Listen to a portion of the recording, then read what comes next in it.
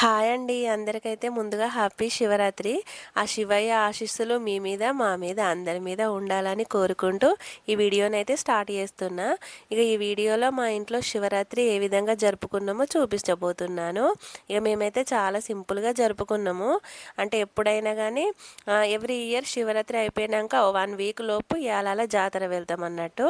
అక్కడ బోనం పోసుకొని ఆ దేవుంది సూపర్గా ఉంటుంది అక్కడ యాలాల. అక్కడనే అన్ని ప్రాసెస్ అంతా చేసుకుంటాము. ఇంట్లో ఓన్లీ దీపం ముట్టించి జాగారం చేసుకుంటాం. సో ఈ ఇయర్ అయితే ఇక నాకు మేనత్త వచ్చి నెత్తి మీద కూర్చుందని ఒక షార్ట్ పోస్ట్ చేసిన కదా. సో ఇక నేనైతే పక్కకే ఉన్నా. అంటే ఇక బయట డ్యూటీ మొత్తం నాకన్నట్టు చిన్న చిన్న వర్క్స్ ఇట్లా అప్పాలు చేసుడు ఇవన్నీ డ్యూటీస్ నేను తీసుకున్నా. ఇక మా పెద్ద ఆరాలు నడిపి ఆరాలు అంటే మా చిన్న ఆరాలు ఇక దేవుని దగ్గర మొత్తం డ్యూటీ వీళ్ళదే. మా పెద్ద ఆరాలు అయితే మొత్తము అన్ని అలంకరించి దేవుని దగ్గర జాగారం కూడా ముట్టించింది. జస్ట్ చిన్న వీడియో అంటే అంతే. ఇక నేను దేవుని దగ్గరికి ఎక్కువ వెళ్ళలేదు కాబట్టి జస్ట్ చిన్న చిన్న క్లిప్స్ మా పిల్లలు తీసిర్రు. ఇక మా చిన్నోనికే యాలాల దగ్గర కూడా అంటే 5 కత్తల వెంట్రుకలు ఇచ్చేది ఉంది. సో నాకు పడలేదు కాబట్టి ఇక పడిన తర్వాతనే వెళ్దామంటే శ్రావణంలోనైనా లేకపోతే ఇప్పుడు ఒకవేళ పడితే 1 వీక్ లోపు అట్లా వెళ్ళి అక్కడనే బోనం పోసుకుందామని అనుకుంటున్నాము. కాకపోతే ఇక ఏమవుతుందో తెలీదు. మొత్తానికైతే ఇంట్లో జాగారం అయితే ఫినిష్ చేసేసుకున్నారు. ఇక నేనైతే నా మ్యారేజ్కి ముందు నుంచెల్లే మా మమ్మీతో పాటు శివరాత్రికి జాగారం ఉంటా. అంటే అన్నీ తింటాము, కాకపోతే ఒక ఫుడ్ తీసుకోమన్నట్టు. ఇక మా మమ్మీ కొంచెం ఎక్కువ ఉంటుంది కానీ నేను తక్కువనే ఉంటా. ఇక మా పెద్ద ఆరాలు కూడా మొత్తానికి ఏం తినకుండా ఒక్క పొద్దు అయితే ఉన్నది ఈరోజు. మళ్ళీ నెక్స్ట్ డే మార్నింగ్ పప్పు చారు వంకాయ అంటే ఆలుగడ్డ అట్లా కొన్ని వేసుకొని ఫాస్టింగ్ అయితే వదులుతుంది. ఇక మా నడిపే ఆరాలు అయితే అన్ని కొబ్బరికాయలు కొట్టిన తర్వాత ఈవినింగ్ టైంలో అన్నం తింటుంది. ఇక మా పిల్లలందరూ అయితే మంచిగా దేవునికి మొక్కుకొని కొబ్బరికాయలు కొడుతున్నారు.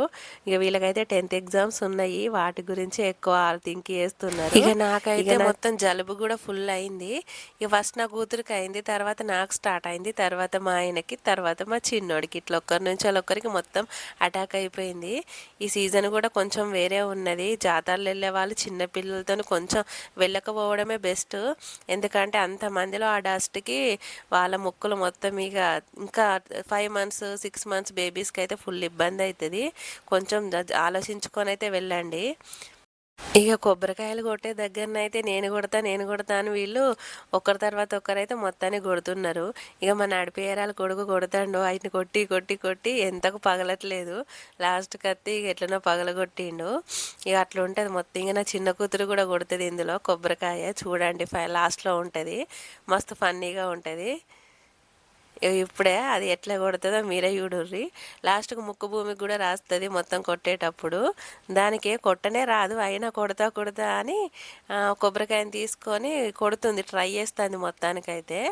లాస్ట్కి అయితే ఇక వాళ్ళ అక్కనే కొట్టింది ఆ కొబ్బరికాయను. ఇక వాళ్ళ అక్క కొట్టినందుకు వాళ్ళ అన్నయ్య నన్ను కొట్టనీయలేదా అని ఆయన ఏడ్చుకుంటా కోపం కొద్దీ బయటికి వెళ్ళిపోయిండు. ఇట్లుంటుంది. అంటే చిన్నపిల్లలు ఎక్కువగా ఉంటే ఒకరి మీద ఒకరి కోపము ఆలుగుడు ఇలాంటివే ఉంటాయి మొత్తం. ఇక మా అమ్మ వాళ్ళ ఇంటి దగ్గరనైతే కోటిలింగాల టెంపుల్ ఉండేది. మ్యారేజ్కి ముందైతే మేము అక్కడికే వెళ్ళి అక్కడ మంచిగా గంగలో స్నానాలు చేసి ఆ తర్వాత ఇంటికి వచ్చిన తర్వాత ఇవన్నీ జాగారము బోనాలు అన్నీ రెడీ చేసుకొని మా విలేజ్లో శివాలయం ఉంటుంది. ఈవినింగ్ టైంలో అక్కడికి వెళ్ళి కొబ్బరికాయలు కొట్టేవాళ్ళము. ఇక అత్తమ్మ వాళ్ళ ఇంటికన్నా అయితే అట్లేం వెళ్ళట్లేదు, ఇంట్లోనే అన్నీ వేసుకున్న తర్వాత పిల్లలు చిన్నగా ఉన్నప్పుడు అయితే ఎలాలు వెళ్ళేటోళ్ళంట.